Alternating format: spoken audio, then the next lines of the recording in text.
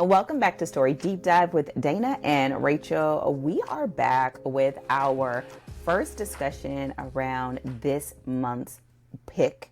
But before we get into that, just in case you're new around here, we are two book coaches, editors, and besties. And we talk about books and not as readers, even though that gets splashed in there too, but really about it as writers and drawing inspiration from great books and a lot of laughs and a whole bunch of shenanigans. But we have a great time just digging into these books and pulling out some of the gems that can help you write the story that you've always wanted to write and tell the stories that you wanted to tell. And so we're going to be talking about The Woman in the Library by Sulari Gentill. Y'all need Rachel's help because y'all be tearing that name up. And this is a great murder mystery. And before we get into all of that and sort of get our feet wet in this overview, Rachel, what do you have going on over there at Story Cipher? So many things. Oh, come on. First, so this is the first episode of this series, and I feel like I'm kind of like back in my zone for the first time in like a little bit. And there's so many great things happening. First of all, it's October, and we're reading a daggone murder mystery, and my little vampire heart is just coming alive. Like, I feel like I just like hide indoors in the air conditioning during the summer, but when the cold weather comes around, that's my pale butt is ready to get outdoors in the cold. I'm so excited. So it's... Why is she so dramatic? Why is she so dramatic? Oh my God. It was like she was chomping at the bit for me to ask that question. I have been, let me tell you, when like 3 weeks ago, when I knew we were going to be recording this podcast at some point, I was like, oh, this is our October episode, which means, number one, I wear my October reader shirt, which it's like on the image or on the shirt, there's like a book and a skeleton hand holding a book and a snake, and it says the Undead Readers Club. And so it's like, it's my like Halloween season book shirt. And I got my freaking pumpkin mug. Come on. Everything. It's just, I'm like, oh, I'm exactly where I'm supposed to be. It's like all the words. Oh. Yes. I planned this like 3 weeks ago. I was like, I know what shirt I need to wear. I need to have my pumpkin mug. Like I'm ready. So I'm very excited to be doing this book and to be in October, even though it's like still hot in Alabama because it's going to be hot for like a minute. We're getting away from like it's about to stop being hot, but early October, we're still working our way out of hot. So we're a work in progress down here. But more relevantly, literally tomorrow, so this is coming out October 5th, and on October 6th, I am speaking at ProWritingAid's Preptober. So they reached out to me to do a session with them. And my session is going to be about sort of what to expect from your first draft and how to plan for it to sort of maximize your chance for success when you are specifically writing on a tight deadline, like I'm going to write a whole novel in a month. Because when you are, so there's a couple of things, right, that like writers I think should know and be informed when they're going into writing, especially if you're doing this for the first time. And the first thing is that your first draft is never what you want it to be. It's like you are laying groundwork for yourself and setting those expectations so that when you start writing and you're like, that's not the thing I pictured in my head, it doesn't hang you up and you're not discouraged by it, but you're able to actually keep moving. So setting expectations about what a first draft is for, what to expect from it, and how to sort of like embrace the first draft to get the most that you can out of it and also finish on the deadline that you've set for yourself. Or, if you're writing to deadline for something else, you hit your deadline. And then how to outline for that stage in the process, like how to outline for the fact that this is a first draft, not a third draft. And so what is that bare minimum information that you want, how to kind of plan for that accordingly so that you also don't get stuck in the planning process.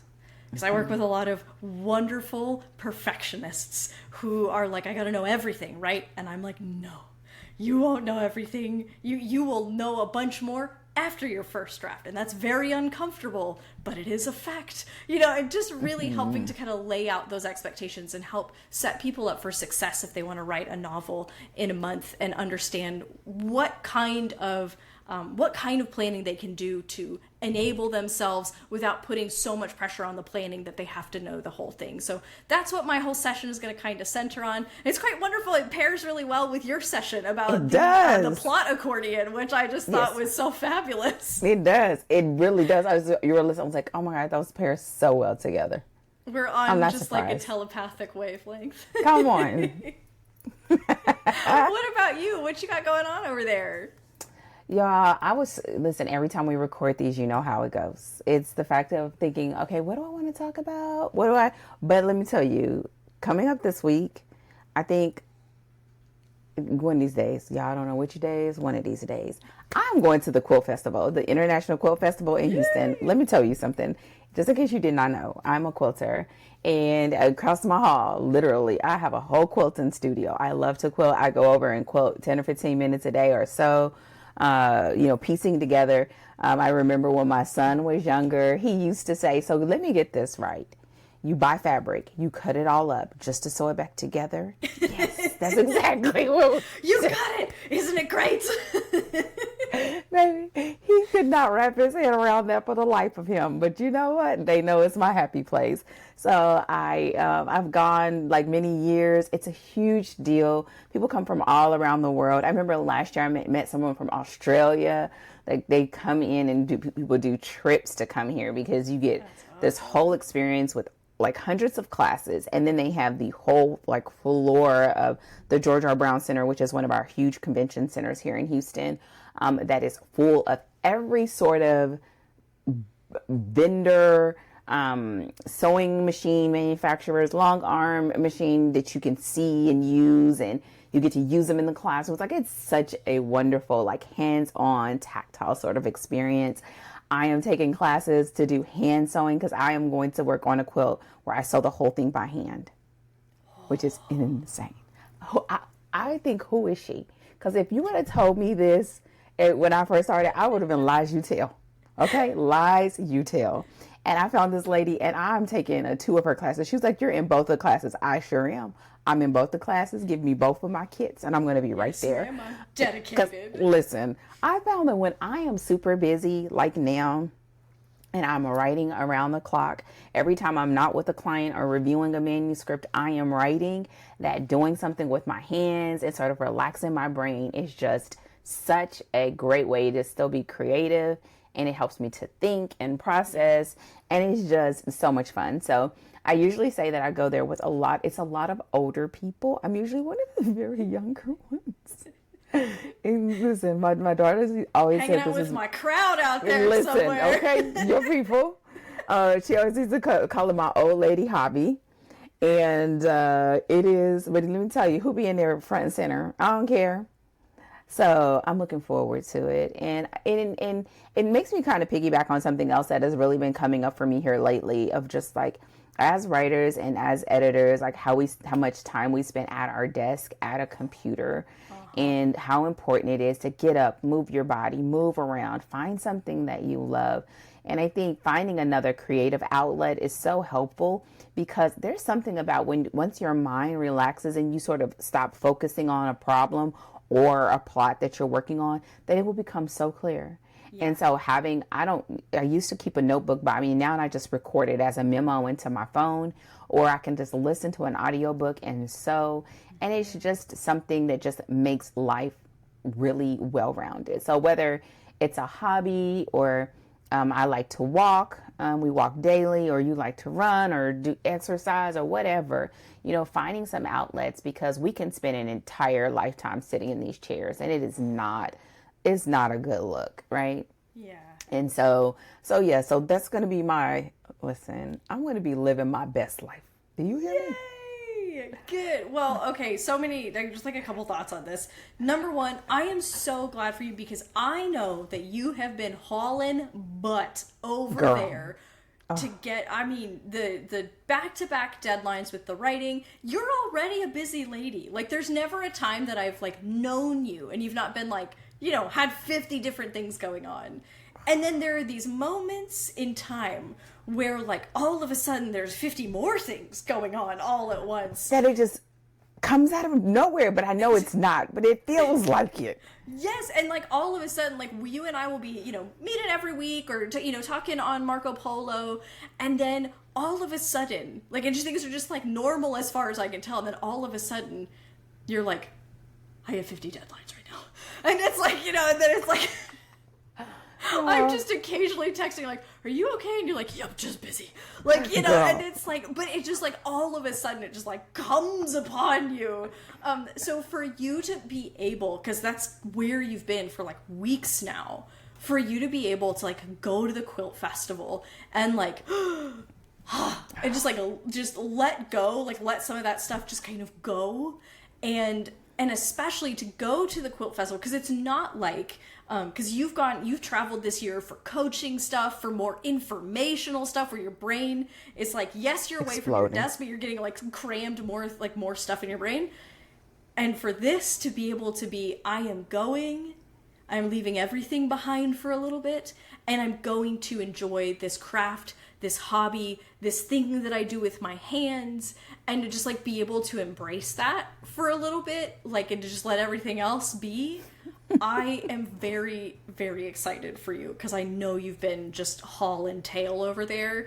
And I just want to say, like, you're right as well, that like when you work in a creative field, but also if you're in knowledge work, right, and you're just freaking at your desk hour after hour after hour, having things to do that move, just like you said, move your body, like, because we can get so, like, we can turn into like floating brains, right, where it's like our body is just a thing that carries our brain from place to place, right? I think that was Mike Birbiglia who said that, but where we turn into, like, it's like all we are is a brain and not a body.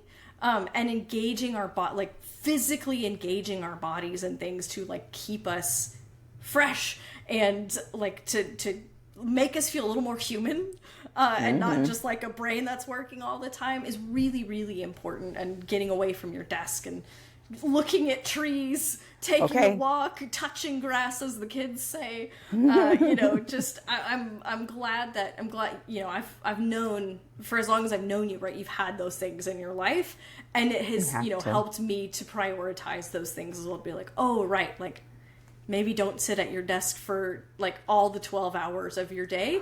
Maybe take a second to go. Like... And it's never the plan, but it happens. And you know what? And what floats to my mind is like, there's never a right time to do it. You just got to just be like, I'm doing it, and everything else just has to fold accordingly, which is why the deadlines come up, because when I go, I'm going. I'm going out. Listen, halfway, I don't halfway even talk to people. Y'all know I don't have to talk to people, and I will be in my happy place. Listen, I could be the bag lady, got all my quilt stuff, got my rolling bag. Listen, you are not going to tell me I won't be in my bag. So, yes, I just feel like, you know, sometimes we do it and we don't realize, and time passes anyway. And having something that brings you joy is always going to add to your life. And I just am always extremely prayerful of like, Lord, just make time do what it does, because that's the only way. And it will, and it does. And then I'm always sort of rewarded with something, whether it's clarity or think of another idea or just having enough time to like depressurize and then jump in refreshed. So yes. So basically your girl is ready. I'm getting my old lady hobby on. Okay. Hell yeah. We love the old lady hobby. Yes, ma'am. You and that salute on the top of your forehead. I know. I'm not going there with you. It borders on like a top hat, like one of these, more than it's even a salute. Rachel, you are insane. Considering that you are, like, no one else, I don't know if anybody else thinks about it because you're ex-military. You clocked that immediately. You're like, what is that? Rachel, what is this? What is this all the way up here, ma'am? Just keep it. Just keep it. And you love doing it, baby. Just keep it. Because it's all the way up here. Tapping and Right. Wait, I can't do it. Oh no. All right, we should move on before I embarrass myself further. What are we talking about today, Taylor? Oh my gosh. Other than her and her shenanigans, we are jumping into this first episode about the woman in the library. If you did not know, this is a Rachel's pick, and we're going to even talk a little bit about that as far as my experience with reading this story. If you're new here, you don't know, but we record these in a very insane sort of progression, and I can already tell you, because we've recorded the other episodes, you are in for a treat. I think this is a really great episodes, and this is a great story. And so we're going to get into the nitty gritty, but before we get into our overview of the woman in the library, Rachel is going to share a summary. Yes, I am. Here I go. What is that? What is that? This is our last episode of the day, and it makes me double silly. Somebody come get your girl, please. Would you come get Trevor, her? come get your wife, please. She's out of control. Look, take her and then bring her back, because we love her. But you know. Thank you. All right, let me give you that summary, everybody. In The Woman in the Library, 4 strangers are united by a single moment, a single scream, while sitting next to each other in the Boston Public Library. What follows is an amateur sleuth investigation among 4 friends: tatted psychology student Marigold, Harvard law kid Whit, dashing author Kane, and our protagonist Freddie, a writer on fellowship working on her debut novel. But as this new friendship unfolds, so too do secrets, and the biggest one of them might just be a killer. So with that said, Rachel, let us know the couple of things that you would like to go over or sort of explore in this overview to set us up for the woman in the library. And I will do the same before we dive into this discussion. Yeah, so there's 2 main things that I want to hit to help frame the rest of the episodes and what we're going to be talking about. So the first is going to be sort of like what I'm calling the crime continuum. It's just the spectrum of types of crime stories and how to kind of understand the spread of those and where this falls on that continuum. And then I also want to talk about this story has a framing story, or like a narrative, like an overt narrative device that it uses to frame the story, and it's very cleverly done. And so I want to talk a little bit about that and how she uses it as well. What about you? I want to talk a little bit. We know you want me to talk a little bit about my experience, because this was my first time reading a story like this. I can't think of any. I mean, I've done cozy. I love a good suspense or a thriller, but I haven't had one that sort of falls in between there. So we'll talk about that a little bit. I really enjoyed the pacing of this book. And we don't talk about that a lot, but it's something that I enjoyed. It's something that I could read over time and even between other books, and it was distinctive enough that it sort of held its own in a great way. Another thing that we will talk about repeatedly across these episodes is the sort of usage of secrets and withholding information. It plays a big part in how this plot unfolds, and also the interaction and engagement between the characters. And finally, just lightly, I just really love the way she's handled this cast. So just talking about the characters just a little bit. And so I have a feeling a lot of my elements are going to slide into each other, but I think they're going to do a great job of setting up some of the high points for me when it comes to reading this book. So go ahead and tell us about that continuum and sort of where we are when we talk about this particular novel, The Woman in the Library.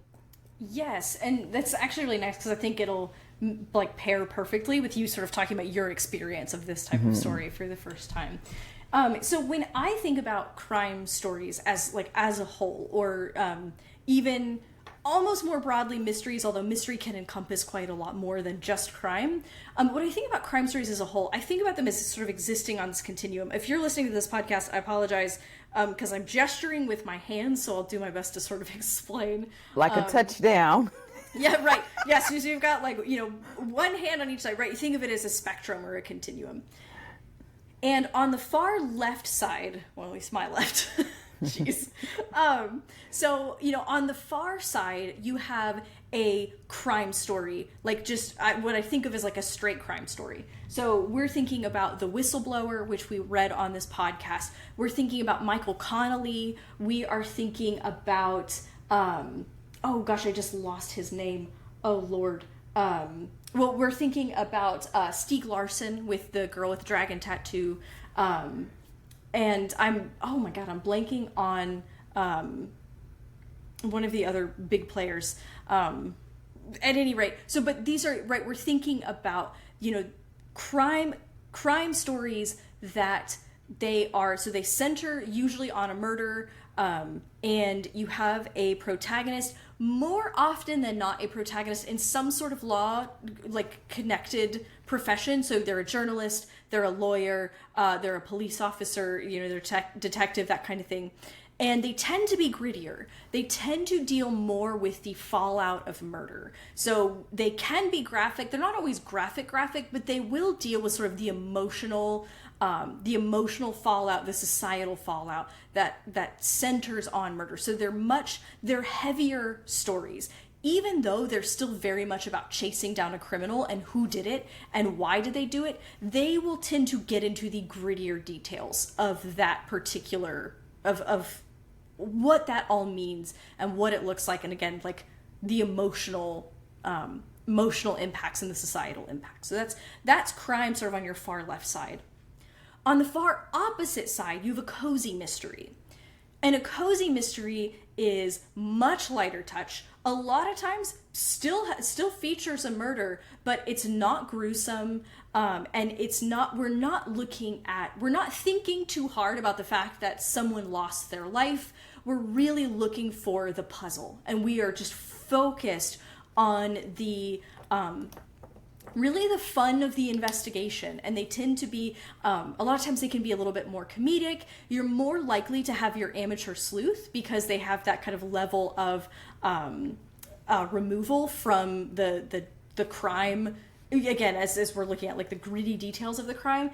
And a lot of times you'll see like it'll be like a specialist of some kind, like as in a baker, someone who does home renovation. I've recently seen several that feature like witches, and they have all kinds of different types of jobs that they do, but they're like a witch. And so they're very lighthearted, and again, it's all about our cast of characters and the puzzle itself more than it is about anything gruesome or gritty about murder. So these are kind of on your far opposite sides of the spectrum. And in the middle is your classic murder mystery, which really does fall right in between both. So it does feature a murder, and it sometimes can deal with more of the societal or emotional aspects, but it's never as gruesome. Like it's not gruesome like a crime novel, like just a straight crime novel could be. You may have an amateur sleuth, or you might have a professional private detective. You'll see a lot of private detectives in your murder mystery category there. And so that's why, it can kind of include some of these societal aspects, and it can be a bit more on the serious side without being gruesome, which is how it kind of winds up right in between our crime and our cozy. And I would position The Woman in the Library squarely in murder mystery, although it's, because it's about books and writers, some of it has a little bit of that cozy feel, without, I think, going full tilt onto the cozy side. So that's kind of how I think about crime novels. And I think knowing where your novel is, because that helps you understand what the expectations are, and also a little bit of like what the, if you're writing a cozy mystery, probably don't describe a gruesome disembowelment or something like that. It might work, but probably your audience who was looking for a cozy will not be pleased. So understanding where you fall so that you know kind of what your bounds are, and what's sort of expected from you if you're going to position your book in that way, is really helpful, because you've mentioned this before and it drives me nuts. murder mysteries, cozies, suspense, thriller, crime, like they're all just like lumped together in a single category in your bookstore, on Amazon, online, like they all just get lumped under one big category, but they're very, very different and across that spectrum. So that's sort of where I position this book and how I think about that continuum. Which makes me bring in like what my experience was. Whether it has been, I think the last big thriller I read was the 6 o'clock man. I think it was 620 or something. Yeah, 620. Yeah. Who was it? David Baldacci. Thank you. And so I can go in that pocket. I've read plenty of cozies, but I don't think I've read a story like this. And so as I was reading it, it did give me a cozy feel, but it didn't give you the environment that cozy will normally give you. That it kind of does feel like you're sort of having this extension of the almost like a found family sort of vibe, and it does have a lighter sort of tilt. I think this story felt that way a little bit because of the framing of the fact that it was the book in the book aspect, and it was about writers, and it sort of made it a little bit interesting. But it also was something that I was like, oh, that was a very interesting choice, but it did well for the progression of the story. I found that I really loved the pacing. I loved the writing style, and I did like the way that she sort of set the story up, and sort of having those sort of parallel storylines that run into each other. And it helped me to start getting some little tip-offs and understanding of what was going on, because I know mysteries and crime enough to pick out elements, but it's not something that I look for often. I wouldn't say that this would be something that I would just reach for. Listen, I've been wanting to know who it is right now. Don't give me the puzzle. I don't need mental gymnastics. My brain is tired enough. Just tell me which one is it. That's what I wanted. And but another part of it that I found that was a kind of a little bit of a bonus, because again, my life is the way that it is. It was a great book to read over time. To just read a chapter at a time. And listen, whenever I read a romance, it gets good. I cannot stop. No, I'm not going to pick it up tomorrow. I'm just going to be tired in the morning when I get up at 5 o'clock to write, And so I felt like it was a great book for that. And I am always a lover of characters, and I just love the way she handled that. And so there were so many things about it that just kept my interest, kept me wanting to come back to it. And I was impressed with it. I mean, I can see exactly why you recommend it a lot and why you think it's a great book. And it was very interesting for it to be a story that that can be shared with writers that are really sort of learning the ropes of this genre, because it was nicely laid out, and the cast wasn't so big that you get lost in the sauce, right? It's like it was very contained.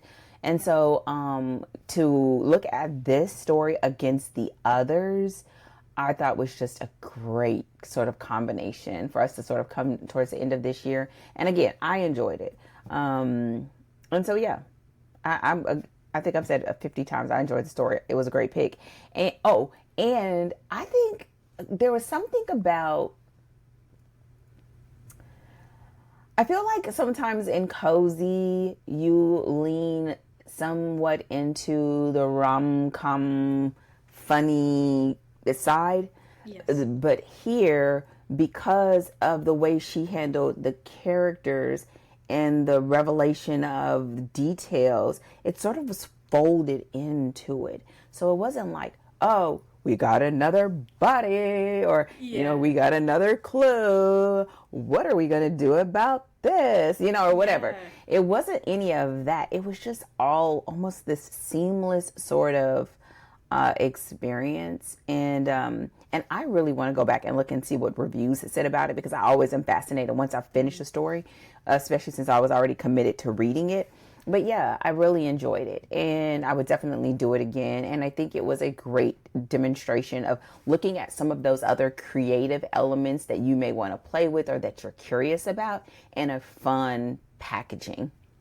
Yeah. And it's not necessarily fun, like ha ha ha fun, but you're seeing new friends get to know each other in a very interesting circumstances. But it was light enough, Exactly. and it kept. And I think I said in one of the episodes, like it didn't drag us along, like, but it did keep us on the hook. Yeah. And you wanted to continue, through the process. So I loved it.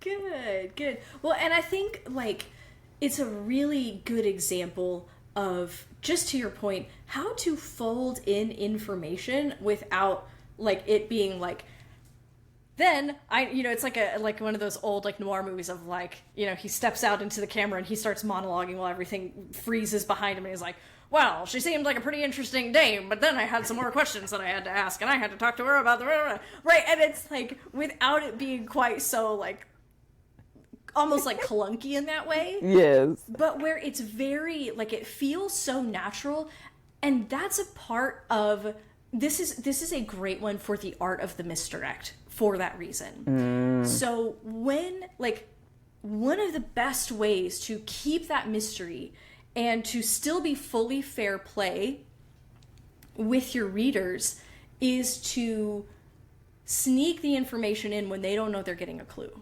right? When that information just kind of like, boop, and it's something that comes up, but it seems normal to the conversation, or like it seems like whatever that thing is, you slide that information in, and then later on, when it becomes relevant or there's a new revelation, all of a sudden the protagonist and your reader are like, huh? Wait, what was that? Exactly. And so this is a really good one for that, because the story is so seamlessly about the friends getting to know each other, and that is the case information. But then it also means we don't know, and you mentioned this in one of the episodes, we don't know which information is information, which means we're just squinting at everybody the whole time and like, I don't know about you, and so, like, we're suspicious about everything, which does leave us kind of like on that hook of like, is that something? Is that something? What did they just say? Right? We're just like, ugh. I'm like, keep pacing. I know it's you. That's right. And then someone else says something and you're like, oh, I know it's you. It's got you written all over it, Yeah, just because you said that. I know it was you. So shady, but listen, yes. But this makes us sort of go into the other part, and I sort of talked a little bit about pacing and liking the pacing and feeling as if it wasn't like what you will find in romance, in that, I mean, it's something I know I do deliberately, of giving information and hooking them to where you want them to go to that next chapter, and you want them to do that now. And I think she did a great job of like, nah, she gonna let this thing breathe. And she did what she needed to do in such a way that she could do that. But also part of this, which you wanted to sort of bring in, which was the framing. And we do talk about this a little in a future episode, but I'd love for you to sort of talk about this, because how did I say it in my notes? What did I say? Oh, I said, I love the way how she wrapped the plot, right? We had the Hannah story, and then we had the Freddie story. And so just talk to us a little bit about the framing that she used in this story. Yes. Oh my gosh. Okay. This, so I don't want to say too much about it so that I don't like spoil some of that fun surprise, but I was not expecting that this was even going to have a framing story. So I like opened it up and I like read like, so that the framing story is essentially about two authors in conversation. And so I opened it up and you get like an email and I'm like, huh, okay. And then I like go to the next page and it's like, okay, I'm reading about this thing. Okay. And then I, read the chapter, and at the end of that chapter is another email, and I'm like, oh. And then you see the way that the framing story interplays with the story itself, and it adds that little bit of extra bit of drive, honestly, right? Because it's sort of like you're getting this this action and reaction, where you get a chapter and then you get a reaction, and then you see the way that shapes the next chapter, and it's this back and forth that like builds alongside the story, where we have as many questions about the framing story as we have about the main story. And that is how you do a framing story and do it really well. I mean, it's quite amazing because, she gives us the framing story, and it's only one half of the conversation.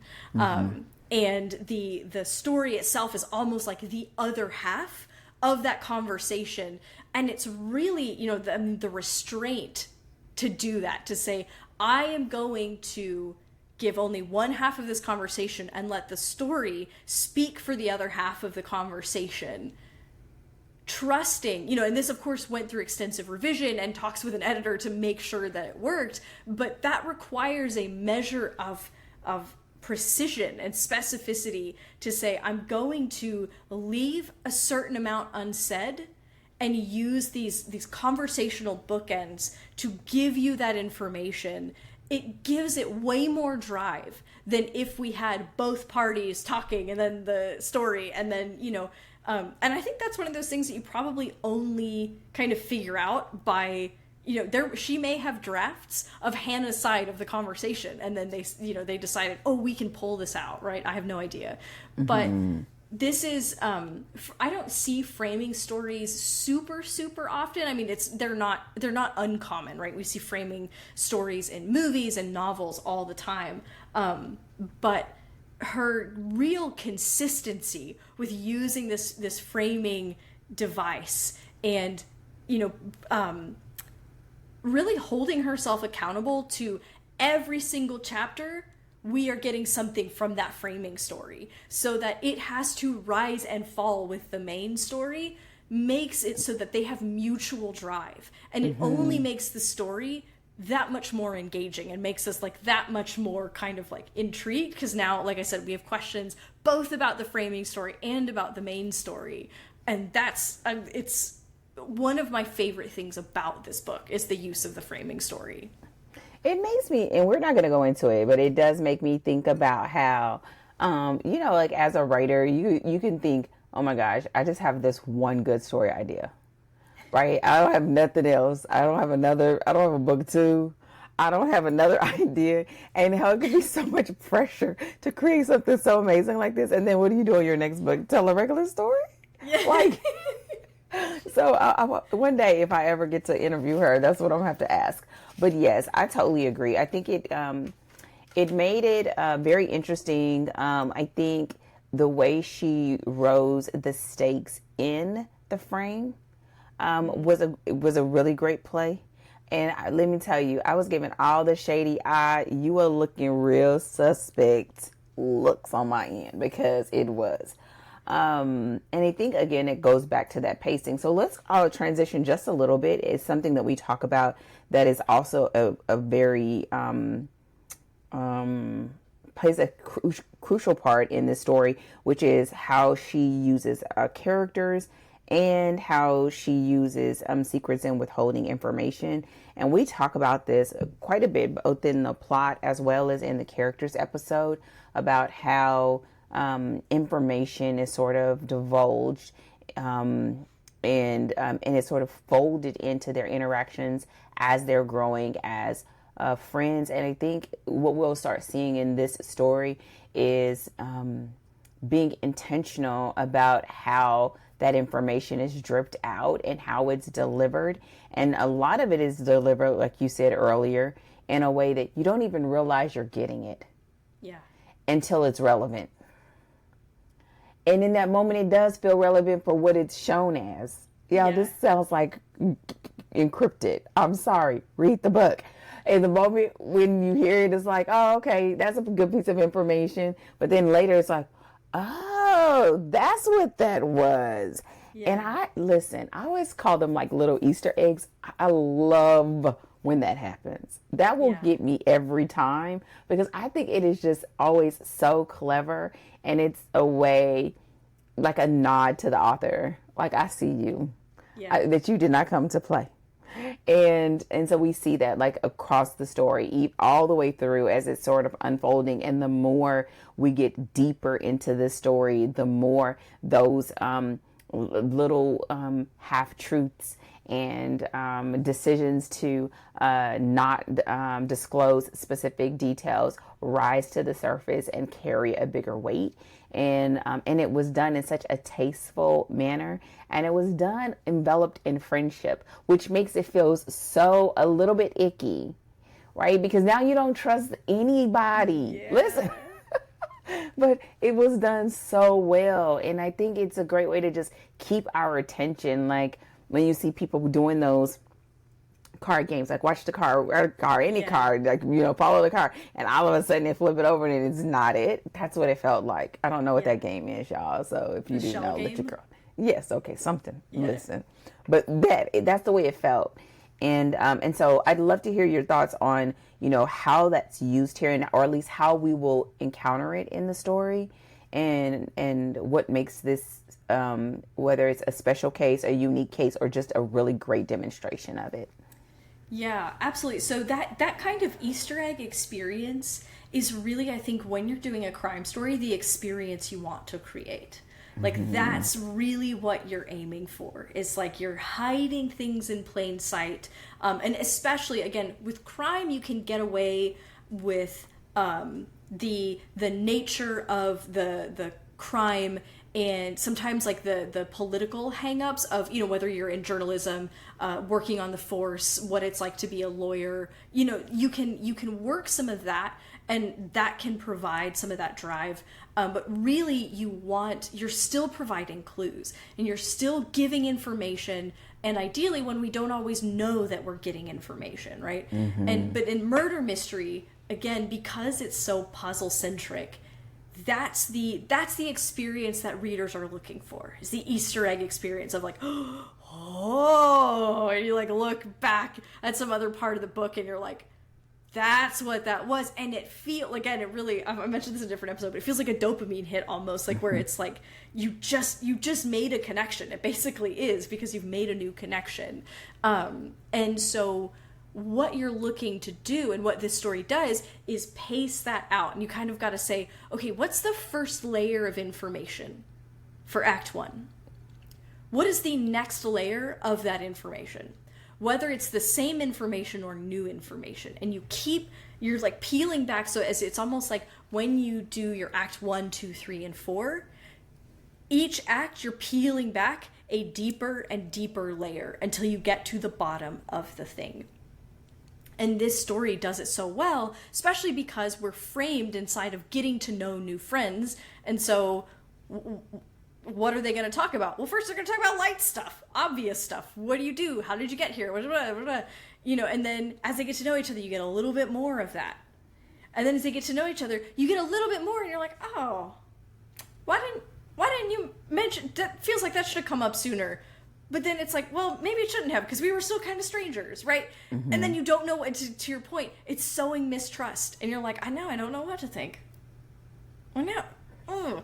And then it keeps you reading forward, because now you're craving information, right? So when you give the reader information that is grabbing their interest, and it's making them think one way about the crime, or they feel like, oh, that's it, that piece of information feels like it's relevant, and it makes them want more. So then they keep reading because they want more information, and then they want more information. And that's how you keep them moving. It's like that's what you're sort of wheeling and dealing with. It's like if you think about the shell game, they're trying to find that daggone shell, and then when you lift up the cup, they're like, it's not there. Why isn't it there? You know, and then they have more questions, and that's how you keep that drive in a story. And this does that really well by pacing it out. And again, when I'm working with crime clients, I'm thinking about information in layers, and that helps you when you're looking at the 4-act structure.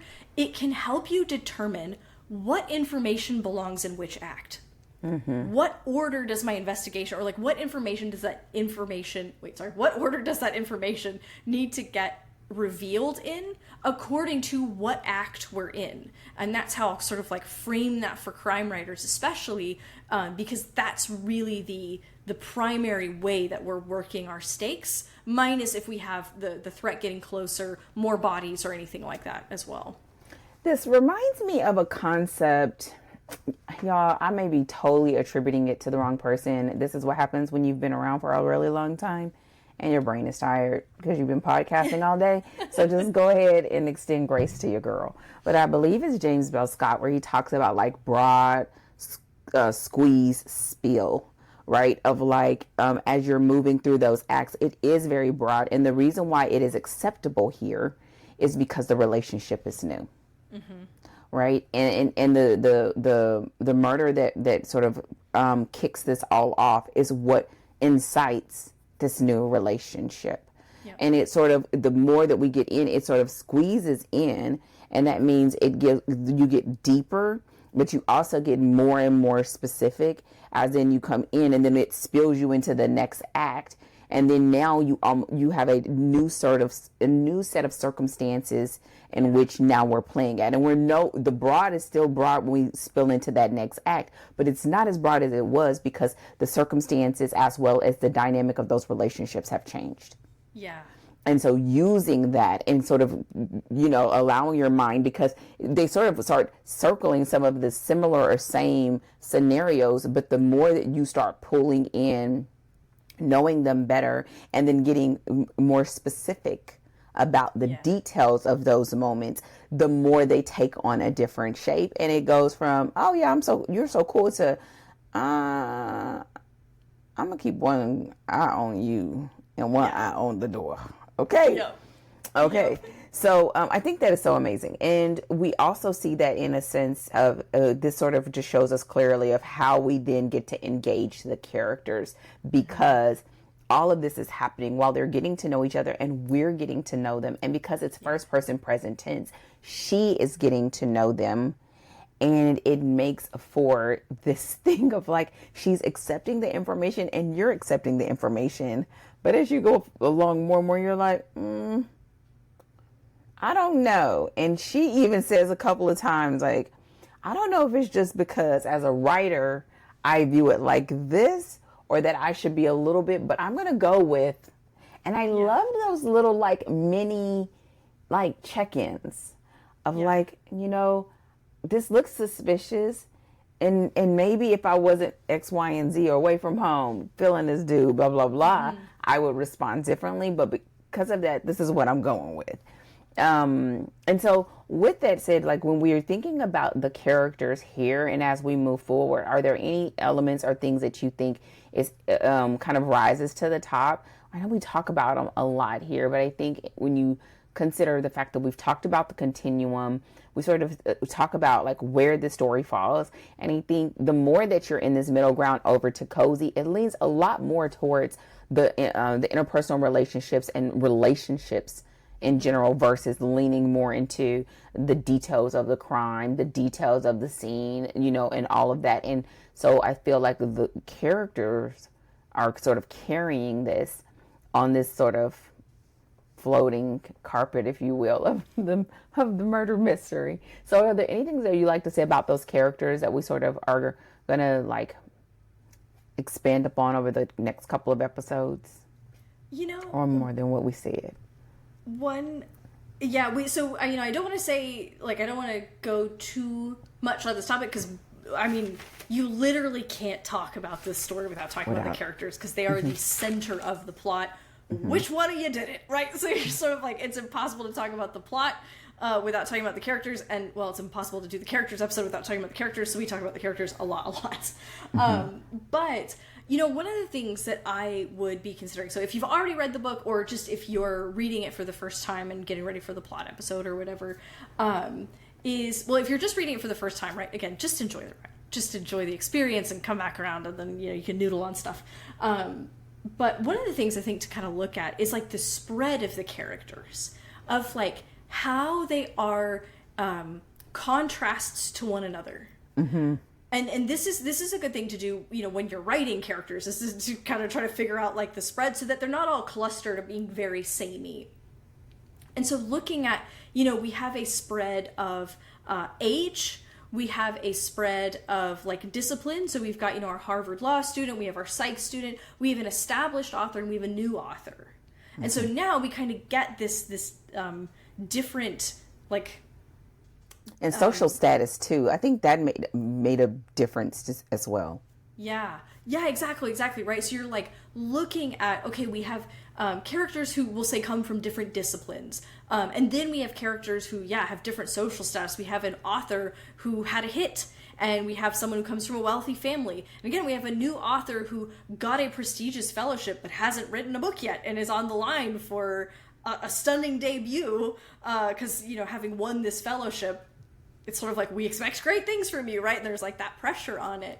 And so you then getting to see the way that they navigate like their own sort of position in the world and how that affects their interactions with each other and the way that they see the world and how they're thinking through things. And just even the variety that it gives us of, Wit and Marigold are on the younger side. Kane and Freddie are older, in their late 20s rather than their early 20s. And positioning everybody and seeing how they differ from one another and those contrasts that exist. And that really gives you a way for them to interact so that each character is distinct in their interactions. Mm-hmm. We know when Wit is speaking. We know when Marigold is speaking because they have a way of being that comes across in their dialogue, and you can kind of see that in the story. And so that would be a thing that I would say, pay attention to that. Like how these characters have been made distinct through their differences, and then how they kind of come together also in their similarities, and how they sort of exchange ideas and opinions, and Wit introducing everyone to Boston institutions, and Marigold knowing about this thing or the other thing, and how that creates that blend of what feels like really authentic friendship, of like the way that, we are very different from our friends, and then we share similarities with our friends, and then those things kind of merge together, right? We're like, there are turns of phrase that you use, Dana, that I used to never use. And now all of a sudden they're a part of my daggone vernacular. Like things that I say that are like, that's a Dana-ism. And as it's coming out of my mouth, I know that it is, right? And that's the nature of friendship. And we get to see that kind of play out. And having your characters be very different is really important for that to actually come out on the page. So that's one thing that we haven't mentioned maybe as explicitly across the 3 episodes that I think is kind of nice for framing the conversations that come after. Mm-hmm. I think that is so important. I know in one of our live writings, I was talking about, great ways of using your resources when you're building characters. Yeah. And how you can use them in the benefit of having a balance.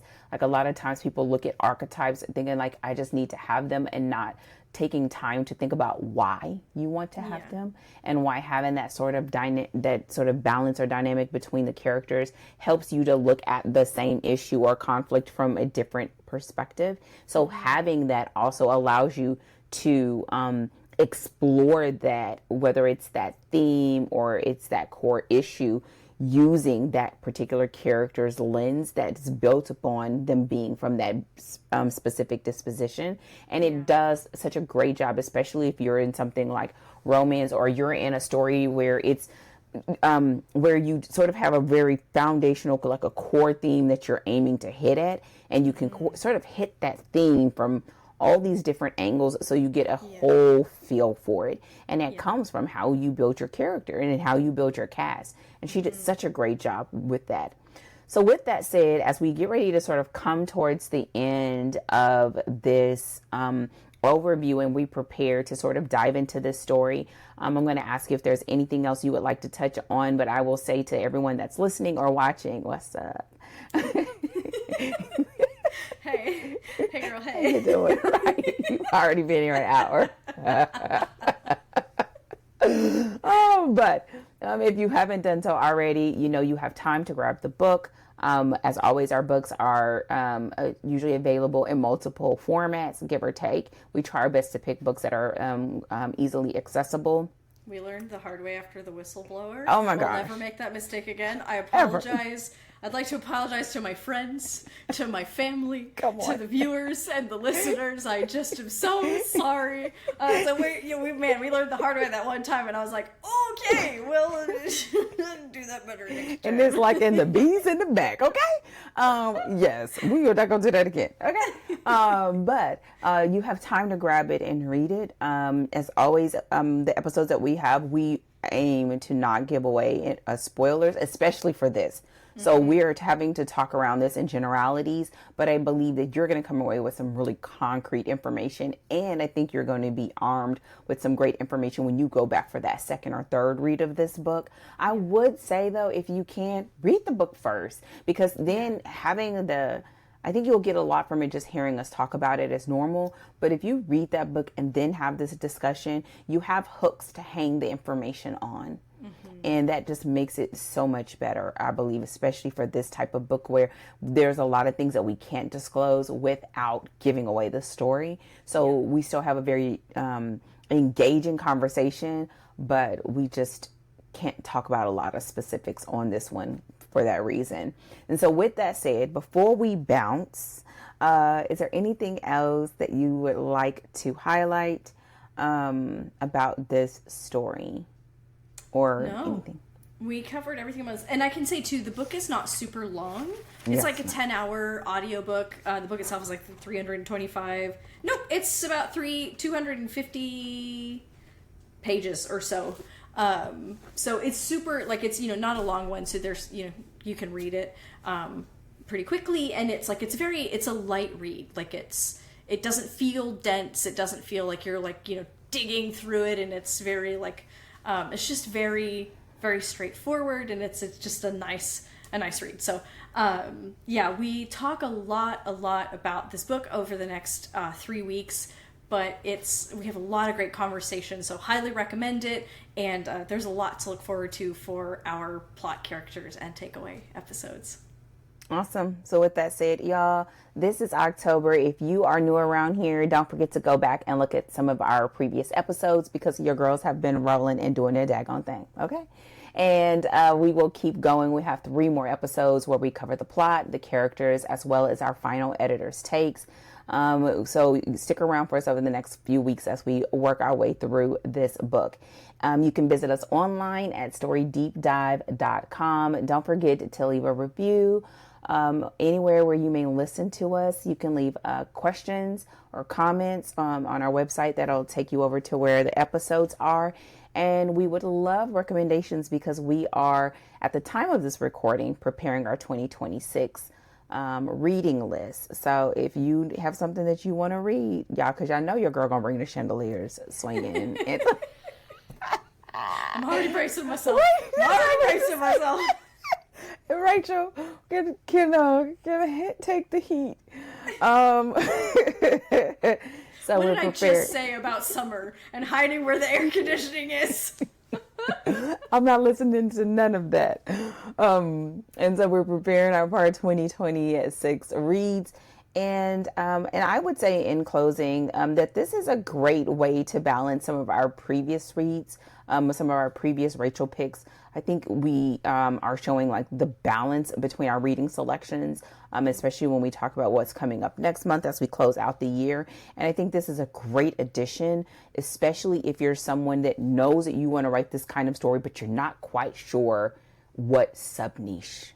You know this is your niche or this is your genre, but you haven't just quite nailed down the type of feel, because that's another thing about that continuum, tone that you want to kind of cop a squat in. And I think this is another great option of like, do you want to go with, PNR sort of style? Do you want to go with the investigative journalist sort of style, and figure out where you fall in that. And this makes for a great addition to your TBR list. So with that said, we are out.